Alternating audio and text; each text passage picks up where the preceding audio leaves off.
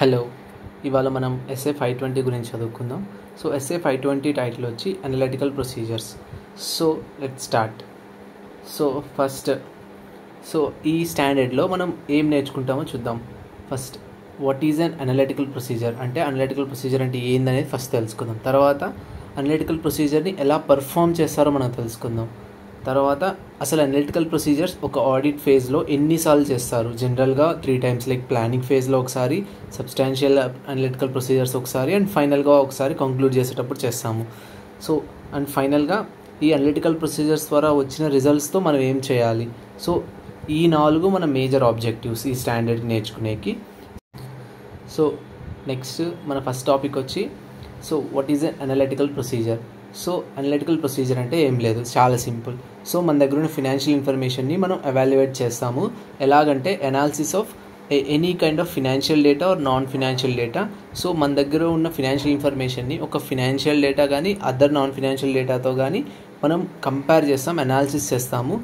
అనాలిసిస్లో మనం ఏమేమి చూస్తామంటే ఏదైనా ప్లాజిబుల్ రిలేషన్స్ అంటే పనికొచ్చే రిలేషన్షిప్స్, ఎలాంటి పడితే అలాంటి పిచ్చి పిచ్చివి కాకుండా ఏదైనా ఒక మనకి అవసరమైన రిలేషన్షిప్స్ ఉన్నాయి అన్నప్పుడు దాన్ని మనం అనలిటికల్ ప్రొసీజర్ అంటాం. మన దగ్గర ఉన్న ఫినాన్షియల్ ఇన్ఫర్మేషన్ని ఏదైనా అదర్ ఫినాన్షియల్ డేటాతో కానీ అదర్ నాన్ ఫినాన్షియల్ డేటాతో కానీ కంపేర్ చేసి అనాలిసిస్ చేసి ఏదన్నా ఒక మనకి పనికొచ్చే రిలేషన్షిప్స్ ఉన్నాయా లేదా చేయడమే అనలిటికల్ ప్రొసీజర్. మనం ఫినాన్షియల్ టు ఫినాన్షియల్ చేయడం కూడా ఒక అనలిటికల్ ప్రొసీజరే, ఫినాన్షియల్ టు నాన్ ఫినాన్షియల్ చేయడం కూడా ఒక analytical procedure. Financial to financial ఎలా ఉంటాయంటే ఏదైనా సేల్స్ ట్రెండ్స్ కానీ లేకపోతే బ్యాడ్ డెట్స్, రెవెన్యూ ఇట్లా కంపేర్ చేయడం. అది కాకుండా ఫినాన్షియల్ అండ్ నాన్ ఫినాన్షియల్ డేటాలో మనకి పేరోల్ కాస్ట్ ఎంత అవుతుంది, ఎంతమంది ఎంప్లాయీస్ ఉన్నారు. ఎంప్లాయీస్ అనేది ఫినాన్షియల్ డేటా కాదు, పేరోల్ కాస్ట్ ఫినాన్షియల్ డేటా.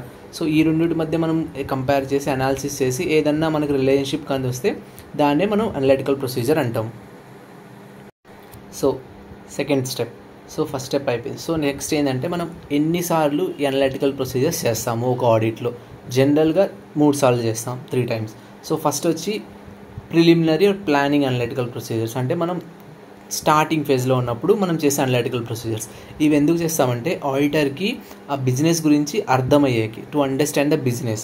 అలాగే కాకుండా అతను బిజినెస్ అర్థం చేసుకొని అతను nature, timing and extent of audit కూడా డిసైడ్ అయ్యేకి. నేచర్ అంటే ఎలాంటి ఆడిట్ ప్రొసీజర్స్ ఫాలో అవ్వాలి, టైమింగ్ అంటే ఏ టైంలో తన ఆడిట్ ప్రొసీజర్స్ చేయాలి, ఎక్స్టెంట్ అంటే ఎంత శాంప్లింగ్ తీసుకోవాలి. ఇవన్నీ అర్థం చేసుకునేకి మనం ఈ ప్లానింగ్ అనలిటికల్ ప్రొసీజర్స్ హెల్ప్ అవుతాయి. సెకండ్ టైం ఎప్పుడు చేస్తామంటే సబ్స్టాంటివ్ అనలిటికల్ ప్రొసీజర్స్. ఒక ఆడిట్లో మనం ఆడిట్ ప్రొసీజర్స్ చేస్తున్నప్పుడు మనం ఆడిట్ ఎవిడెన్స్ గ్యాదర్ చేయాలి. ఆ టైంలో మనం ఈ సబ్స్టాంటివ్ అనలిటికల్ ప్రొసీజర్స్ చేయడం వల్ల ఆడిటర్కి మనం ఎవిడెన్స్ గ్యాదర్ చేసేకి స్కోప్ ఉంటుంది. నెక్స్ట్ థర్డ్ ఏంటంటే final or conclusion analytical procedures. ఇది ఏంటంటే ఆడిట్ లాస్ట్ ఫేజ్లో ఉన్నప్పుడు మనం చేస్తాము. ఇక్కడ ఏంటంటే ఇది చేయడం వల్ల ఆడిటర్కి ఒక ఓవరాల్ రివ్యూ వస్తుంది. దేని మీద అంటే అతని దగ్గర ఉన్న ఫినాన్షియల్ ఇన్ఫర్మేషన్ మీద. అంటే తనకి స్టార్టింగ్లో ఏం అర్థమైంది, మధ్యలో ఎలాంటి ఆడిట్ ఎవిడెన్స్ గ్యాదర్ చేశాడు, ఫైనల్గా అతని దగ్గర ఏం ఇన్ఫర్మేషన్ ఉంది, వీటన్నిటి మీద ఒక రివ్యూ చేసేకి మనం ఈ ఫైనల్ కంక్లూజన్ అనలిటికల్ ప్రొసీజర్స్ చేస్తామన్నమాట. ఇది మనకి ఎన్నిసార్లు పర్ఫామ్ చేస్తామనేది. నెక్స్ట్ స్టెప్ వచ్చి ఇప్పుడు మనం యాక్చువల్గా స్టాండర్డ్లో ఏం ఆబ్జెక్టివ్ చెప్తుందో అది చూద్దాం. Objective of this standard is మనం ఇక్కడ only 2 types of analytical procedures చదువుతాం. ఒకటి సబ్స్టాంటివ్, 2 ఫైనల్. అంతే, మనము ప్లానింగ్ ఫేజ్ది చదవము, ఎందుకంటే ఈ స్టాండర్డ్ ఓన్లీ 2 డిస్కస్ చేస్తుంది. దీంట్లో ఉన్న ఆబ్జెక్టివ్స్లో ఫస్ట్ ఆబ్జెక్టివ్ ఏంటంటే to obtain sufficient and appropriate audit evidence using substantive analytical procedures. మనం ఇంతకుముందు డిస్కస్ చేసాం కదా, సబ్స్టాంటివ్ అనలిటికల్ ప్రొసీజర్స్ ఎందుకు చేస్తామంటే ఆడిట్ ఎవిడెన్స్ గ్యాదర్ చేసేకి. అది మన ఫస్ట్ ఆబ్జెక్టివ్, ఈ స్టాండర్డ్ అది చెప్తుంది. సెకండ్ ఏంటంటే to conclude that the financial statements are consistent with auditor's understanding. Auditor planning స్టేజ్లో ఒక అనలిటికల్ ప్రొసీజర్స్ చేస్తాడు, అప్పుడు అతనికి ఒక అండర్స్టాండింగ్ వస్తుంది బిజినెస్ మీద. ఆ అండర్స్టాండింగ్ ఇంకా కన్సిస్టెంట్గా ఉందా లేదా తెలుసుకునేకి ఈ కంక్లూజన్ అనలిటికల్ ప్రొసీజర్స్ చేస్తారనమాట. ఈ 2 మనకి ఈ స్టాండర్డ్ యొక్క మేజర్ ఆబ్జెక్టివ్స్. ఇవి కాకుండా నెక్స్ట్ మనం అసలు అనలిటికల్ ప్రొసీజర్స్ ఎలా పర్ఫామ్ చేయాలో చూద్దాం. అనలిటికల్ ప్రొసీజర్స్ ఎలా పర్ఫామ్ చేస్తారంటే ఫస్ట్ 2 types మేజర్గా. ఒకటి కంపారిజన్ ఫేజ్లో, లేకపోతే రిలేషన్షిప్స్ ద్వారా కానీ. ఫస్ట్ మనం కంపేర్ ద్వారా ఎలా చేస్తాం చూస్తాం.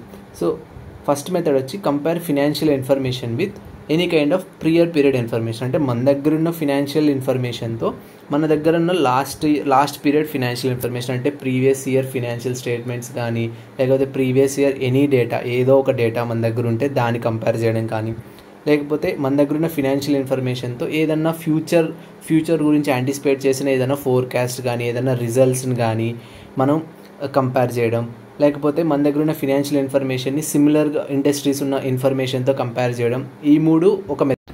నెక్స్ట్ సెకండ్ మెథడ్ వచ్చేసి కన్సిడరింగ్ ద రిలేషన్షిప్స్. సో ఇక్కడ ఏంటంటే మనం 2-3 డాక్యుమెంట్స్ మధ్య రిలేషన్షిప్స్ని ఐడెంటిఫై చేస్తాం.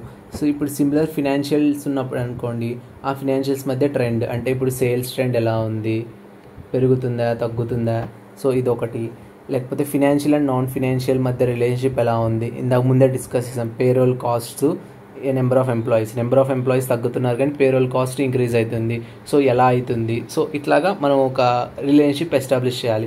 ఇలా కాకుండా మీకు ఏదైనా సింపుల్గా అనిపించినా సింపుల్ కంపారిజన్స్ చేయొచ్చు. లేదు మీకు చాలా నాలెడ్జ్ ఉంది అనుకుంటే అప్పుడు కాంప్లెక్స్ అనాలిసిస్ కూడా చేయొచ్చు. సో ఇవన్నీ యూస్ చేసుకొని మనం అనలిటికల్ ప్రొసీజర్స్ పర్ఫామ్ చేస్తామన్నమాట.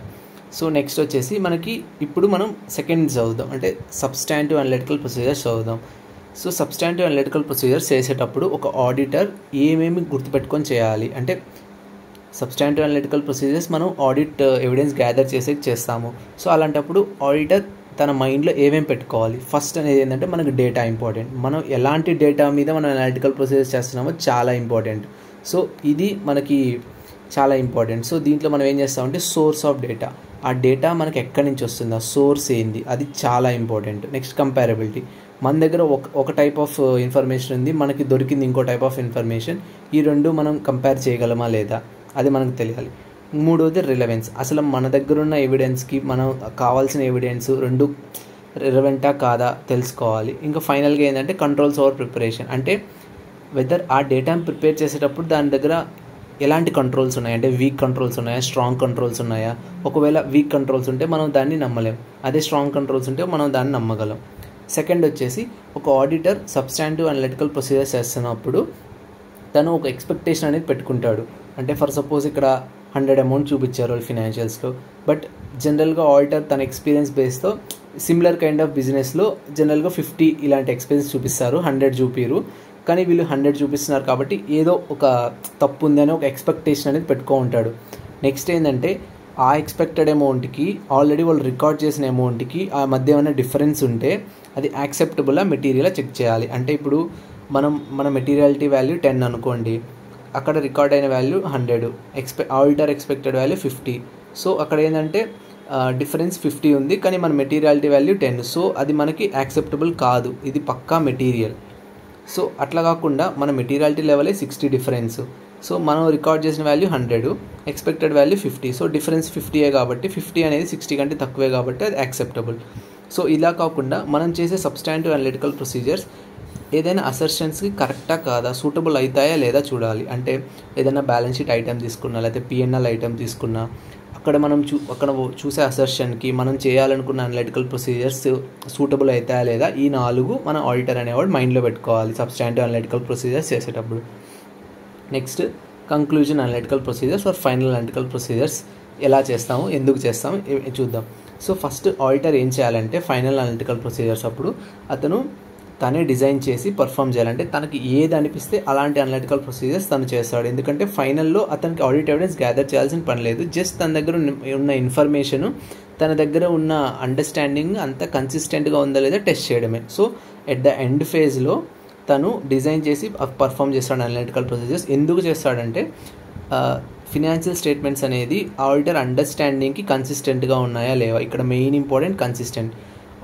ఇక్కడ కన్సిస్టెంట్గా లేకపోతే ఆడిటర్ మళ్ళీ కొత్త ప్రొసీజర్స్ చేసి ఆడిట్ ఎవిడెన్స్ గ్యాదర్ చేయొచ్చు, కానీ కన్సిస్టెంట్గా ఉంటే వెల్ అండ్ గుడ్ మనకి.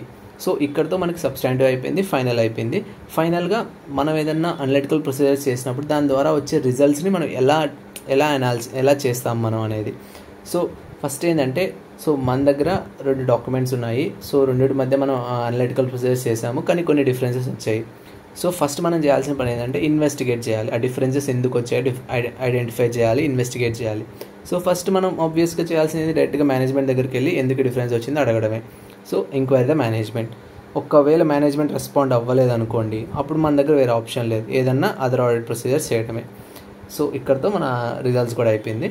సో మీకు కానీ మా వీడియో నచ్చుంటే please like, share and subscribe. Thank you.